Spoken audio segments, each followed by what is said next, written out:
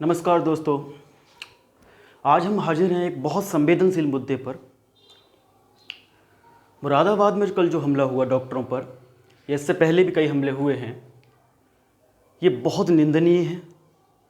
वो डॉक्टर्स, वो पुलिसकर्मी, वो नर्सेस, वो लोग जो आपकी सेवा में तत्पर हैं, और आप अगर उन पर हमला करते हैं तो कोरोना तो छोड़िए, आप किसी भी बीमारी से नहीं बच सकते। कल जो हमला हुआ है बहुत निंदनीय है। मुरादाबाद में हुए हमले पर क्या एक्शन हो सकता है, इसके बारे में चर्चा आज हम करने वाले हैं। मेरे परिवार के 3 लोग, मेरे पिता, मेरे भाई, मेरी बहन, तीनों डॉक्टर में हैं। तीनों डॉक्टर हैं, तीनों सेवा करते हैं। मुरादाबाद में तो मेरी सिस्टर्स खुद सेवा कर रही है। और मुरादाबाद में ये हमला बहुत निंदनीय है। इस हमले ने मुझे क्या, सबको बहुत दुख दिया है।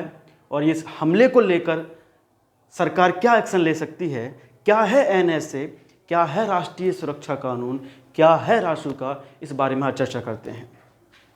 हम लोग चर्चा करेंगे आज राष्ट्रीय सुरक्षा कानून, या जिसको आप रासुका कहते हैं, राष्ट्रीय या नेशनल सिक्योरिटी एक्ट आखिर है क्या, इसके बारे में देखते हैं।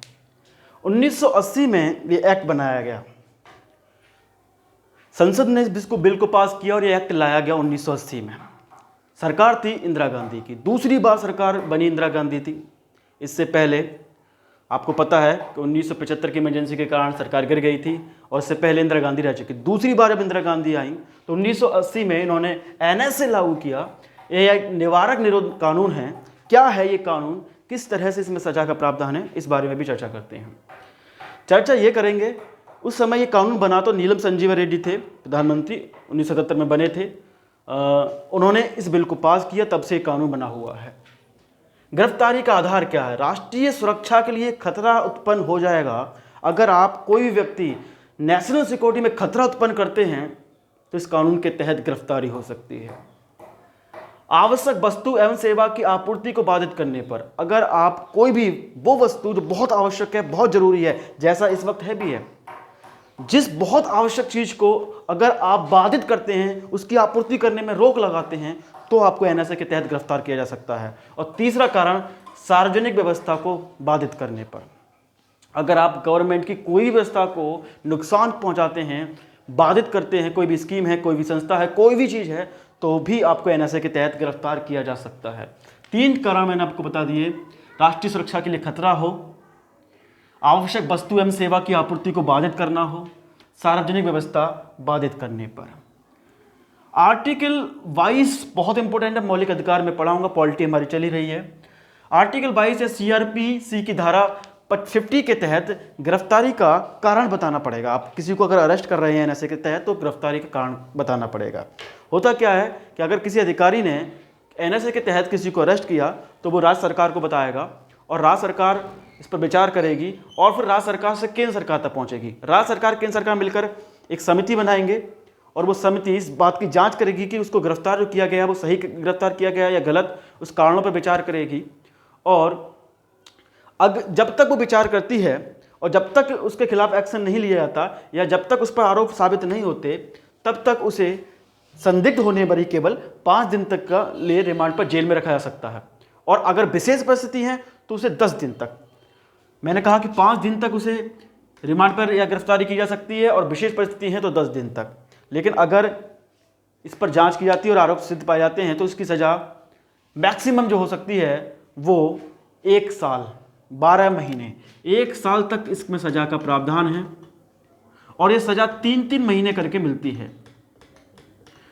3 महीने के बाद वो जो समिति बनेगी, वो समिति के सामने प्रस्तुत किया जाएगा। समिति इस बात पर जांच करेगी। समिति के सामने आप कोई भी बात अपनी रख सकते हैं अगर गिरफ्तार किए गए हैं तो। और कुछ बातें आपको पता होगा, आर्टिकल 22 के अंतर्गत 2 बातें और होती हैं। आर्टिकल 22 के अंतर्गत ये भी होता है कि वकील से आप परामर्श ले सकते हैं अपने। जैसे मैं आपको बताता हूं कि कोई भी बड़ा सेलिब्रिटी है वो कैसे छूट जाता है, और कोई आम आदमी है वो जेल में क्यों सड़ता है। आर्टिकल 22 के मौलिक अधिकार जो है उसमें ये लिखा हुआ है कि अगर आपको पुलिस गिरफ्तार करती है तो गिरफ्तारी का कारण बताना पड़ेगा, और दूसरा आप अपने वकील से परामर्श ले सकते हैं। लेकिन होता क्या है कि एक आम आदमी गिरफ्तार होने के बाद अब जेल हो जाती तब सोचता है कि वकील ढूंढूं, और वकील कहता है कि हाँ टेंशन मत ले, गिरफ्तारी के बावजूद भी कहता है मैं छुड़ा लूंगा। ये बेवकूफ़ी है, हमको वकील पहले चाहिए होता है। और जो बड़े लोग होते हैं, जो सेलिब्रिटी होते हैं, वो क्या करते हैं, तुरंत अपने वकील को फ़ोन कर देते हैं, साहब गिरफ्तार कर लिया गया, आइए वकील साहब। और वकील साहब कोई दांव पेच खेलकर कुछ ना कुछ लेकर बेल पे छूट ले लेते हैं और बाहर निकाल लाते हैं। तो वकील से परामर्श लेने का अधिकार आर्टिकल 22 के अंतर्गत मिला होता है, सबको मिला होता है, लेकिन इसमें नहीं है। अगर आपको एनएसए के तहत गिरफ्तार किया गया है तो आपको वकील से परामर्श नहीं लिया सकते। 24 घंटे के अंदर कोर्ट में पेश ही होती है, 24 घंटे के अंदर कोर्ट में पेश करना पड़ता है। अगर आपको एनएसए के तहत गिरफ्तार किया गया है तो कोई जरूरी नहीं कि 24 घंटे के अंदर कोर्ट में पेश किया जाए। ये दोनों ही चीजें, 24 घंटे के अंदर कोर्ट में पेश ही और वकील से परामर्श लेने का अधिकार, ये दोनों ही एनएसए के तहत गिरफ्तार हुए व्यक्ति को नहीं मिलेंगे। सीआरपीसी की धारा 56 और 76 भी इस बात को कहती है कि 24 घंटे के अंदर सुप्रीम कोर्ट में पेशी होनी चाहिए, लेकिन ऐसे एनएसए के तहत आप गिरफ्तार किए गए हैं तो नहीं होगी।